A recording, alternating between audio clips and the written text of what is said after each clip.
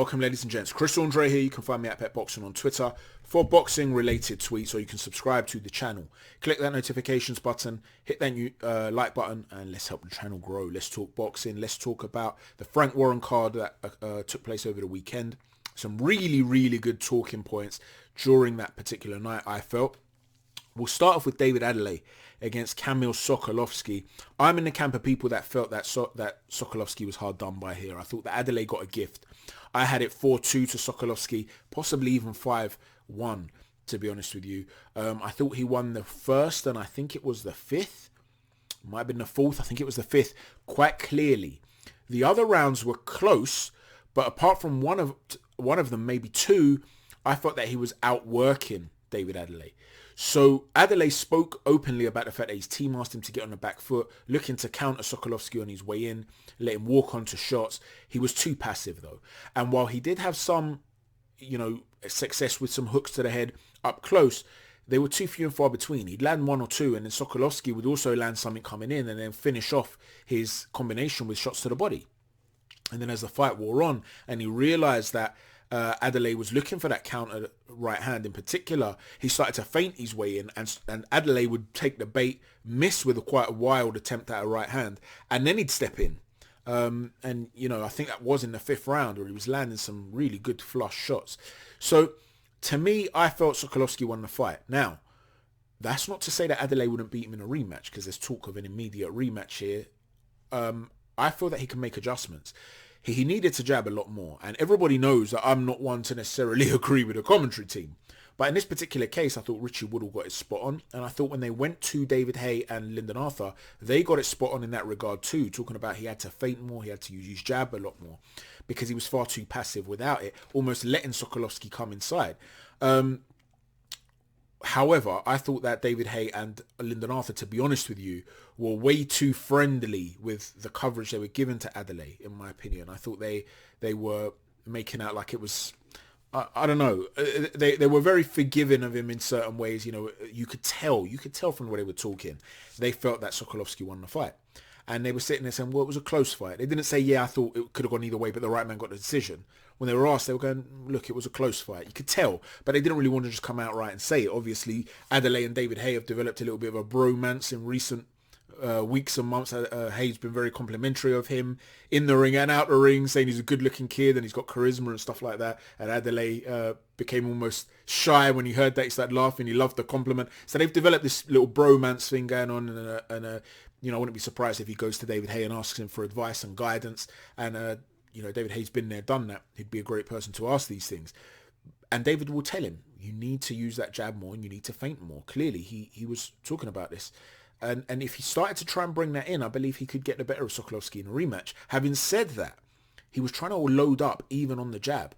His corner were telling him to use it too. And when he was trying to use it, you could see he was trying to throw a power jab. Sometimes you just got to use a jab as a rangefinder. Other times you want to keep your opponent off balance. Golovkin is very, very good at throwing the jab high up on the head to the top of the forehead. Because as you're stepping in, if it catches you on the top of the forehead, it's pushing your head back. That breaks your construct. It affects your balance. It affects how easily you can just come inside. If you shoot that jab, obviously to the face, to the chin, you're obviously going to potentially stop a guy coming in. If you shoot it to the chest, it will just, act like a spear almost and push the guy back. If you're throwing it to the solar plexus and he's walking in irresponsibly or quickly, he could really wind a guy. Take a look at someone like Floyd Mayweather, particularly. He's done it throughout his career, but a great example of that was the second Marcos Maidana fight. Badu Jack used it to great effect too. That spear-like jab to the body is a wonderful weapon as far as I'm concerned in boxing. Andre Ward mastered it too. So, he needs to work at making his jab more varied rather than just looking for a power jab, in my opinion. But this was a great learning fight. To take on a guy like Sokolowski, who's been in there with some top fighters and sparring with some of the top fighters in the sport, after your fifth fight, this was his sixth fight, I believe. Listen, it's a great learning fight. It's a great learning curve. You've got to give a lot of respect to this kid. Clearly, he believes in himself, and there's no reason he can't grow from this. Sokolowski's sparring, I find it interesting, by the way, that he's sparring with Joseph Parker. And so you could see, often sparring partners are asked to emulate potential opponents. And you could see how he was trying to come in quickly and throw volume and trying to old man Adeleye. Clearly, he's been trying to emulate Derek Chisora in sparring, and he carried that to this fight. So I'm surprised that the team of Adeleye told him to get on the back foot and look to get him to walk onto a shot. I think he should have varied it a bit more, tried to push Sokolowski back at times. And yes, at times also step back and get him to walk onto shots. But it was too passive in my opinion. So there's a lot there to learn from Adeleye, but great learning fight. Moving on from that, let's talk about Callum Johnson against Emil Markic. You know, this fight, it reminded me a little bit of Graham Earl against Michael Katsidis. For those of you that want to go way back on the domestic scene here. Katsidis, obviously, visiting from Australia. He was battering. He came out like a steam train and he started battering Graham Earl. And the towel actually came in and the referee ignored it. And I'm not sure if that acted as a distraction for Katsidis, but literally like 1 or 2 seconds after the referee got rid of the towel, Graham Earl lands this monstrous shot and Katsidis' backside drops. He almost hits the canvas. He doesn't, but he just drops like a sack of potatoes, maintains his balance though, stays on his feet. And eventually he refines his feet and he takes over and he carries on battering Graham Earl and stops the fight. It was a brilliant fight. Check it out on YouTube. All action stuff. It reminded me a little bit of this. Callum Johnson came out like a steam train. He's putting it on Emil Markic, who had a good record, 32-2, I believe it was. Put him on the back foot. And he got a little bit defensively irresponsible. He's landing those hooks. He's looking great. Gets caught square on. And he just seems to drop down. Just like I see this against Earl. Out of the blue. He finds his feet eventually. And then in the second round, takes care of business. And gets rid of Emil Markic. You know, Callum Johnson is a very talented fighter, but he's got to be careful not to become too defensively irresponsible. You know, back in the day, he's a guy who's got a good amateur pedigree, by the way.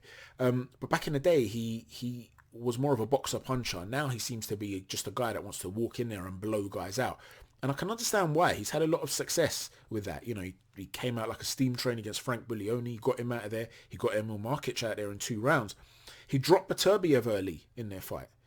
You know, so as far as he's concerned, he's looking at it, he's thinking, listen, I'm frenetic. I hit very, very hard. The trajectory of my hooking is brilliant. I can hurt anyone. You know the adage, you shouldn't hook with a hooker. Well, he's a guy that wants you to be, he knows he's a great hooker. He wants you in that situation where you're forcing yourself to hook with him. So I think he's trying to bypass this idea of being a boxer to being a straight up pressure fighter. That's what you get when you're with Gallagher, I guess, right? Gallagher's obviously, you know, he's worked with Liam Smith and stuff like that. It's interesting because Liam Williams, like I said in the build up to the Andrade fight, if you look back at his career, he used to be a bit more of a boxer puncher. Now he's a lot more of an aggressive sort of puncher that wants to put pressure on. So clearly that Gallagher influence has affected Liam Williams. It seems to be affecting Callum Johnson too.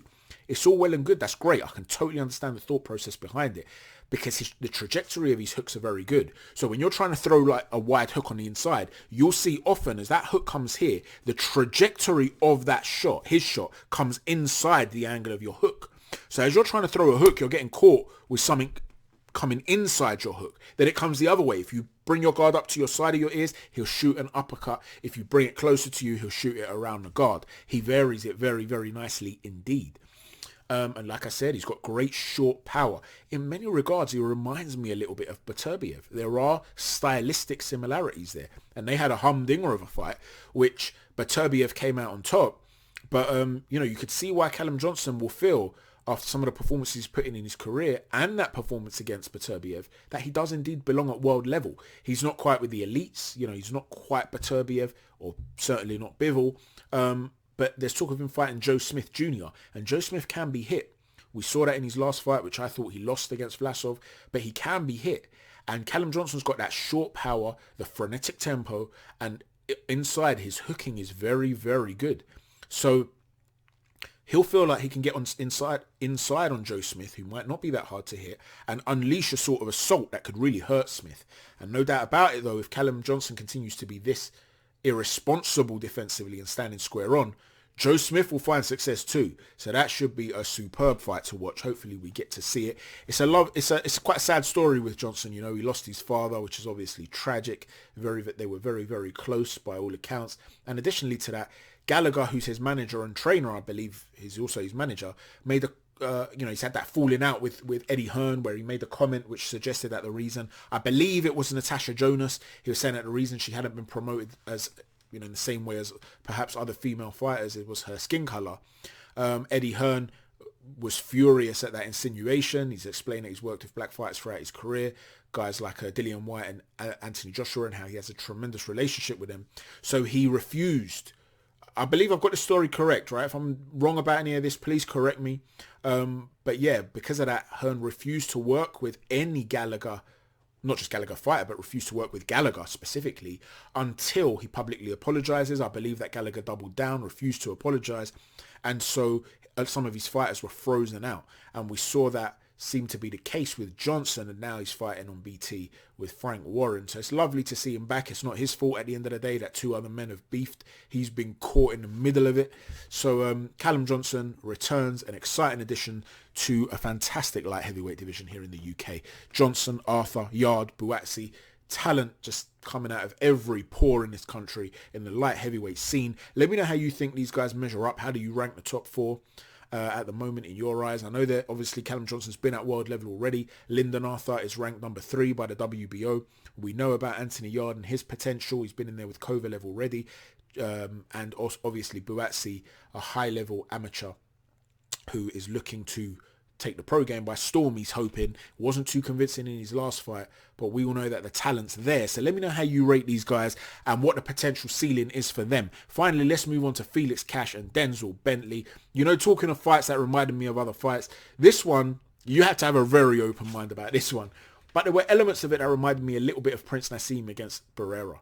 You know, Prince Nassim would often make certain unorthodox moves, and often they would look brilliant. And you saw against Heffron in the second fight, Denzel Bentley's unorthodox movements and that great, you know, he's got fast feet and a lot of agility, and he would work powerful shots off of that, and it worked well for him. Felix Cash, though, much like Barrera, would do everything technically correctly.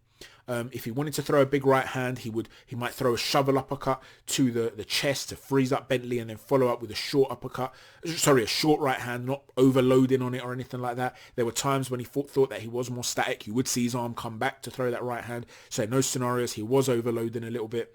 But the point is, he was always working on his timing. He wasn't swinging for the fences. He was focused on timing, and it really paid dividends for him. Denzel Bentley, you know, he's got a lot of talent, this kid, clearly. But a lot of the agility and certain things that he does, which is really, really good, a lot of it is so instinctive that sometimes he'll put himself into dangerous areas. So when he was hurt in the first round, he was up against in the turnbuckle in the corner, and he was trying to do some shoulder roll, but he was turning away without being in any sort of position where he could roll and then come back with a shot. So all he was essentially doing was trying to be a moving target. But rather than moving in an unpredictable, unorthodox way, he initially tried to turn side to side and then started dipping to the right and coming back up. And it was quite a predictable trajectory of movement. And he continued that. He would put himself into areas where you're thinking, actually, you've moved into an area where you can be hit. You haven't stepped all the way out, or if you have evaded a shot, you're now off balance and you can't come back with anything. And he had that problem. And listen, everyone that's fought Felix Cash, everyone that's sparred with Felix Cash, one of the things they all say about him is that he's got incredible physical strength. Okay, so it's not so much his punching power, but his physicality, his strength. And you could see that, you know, when they were up close, there was a gulf in strength here. He was moving Bentley around. He was ragdolling him. And so Cash looked really good timing. It'll be really interesting to see how he goes in terms of stepping up, because although he does everything very, very well, it isn't spectacular, but it's good. Everything is good. And sometimes being very good at everything is all you need to be a well-rounded fighter. So it'll be interesting to see. They're talking about him potentially fighting Liam Smith. At the moment, my money would be on Liam Smith. But if Felix Cash is significantly physically stronger than Smith, the way people all talk about Cash's physical strength, that becomes a really interesting fight. So, you know, I'm excited to see what the future holds for Felix Cash. What do you think what do you think the ceiling is for him? He's undefeated, obviously, British and Commonwealth champ. Can Denzel Bentley re-establish himself, work with, I don't know, a method which will bring a little bit more structure to the unorthodox movement that he has, to turn it into a weapon rather than just something instinctive? Let me know what you think, guys. Thanks for watching the video. I look forward to everybody's opinions. Take care. God bless.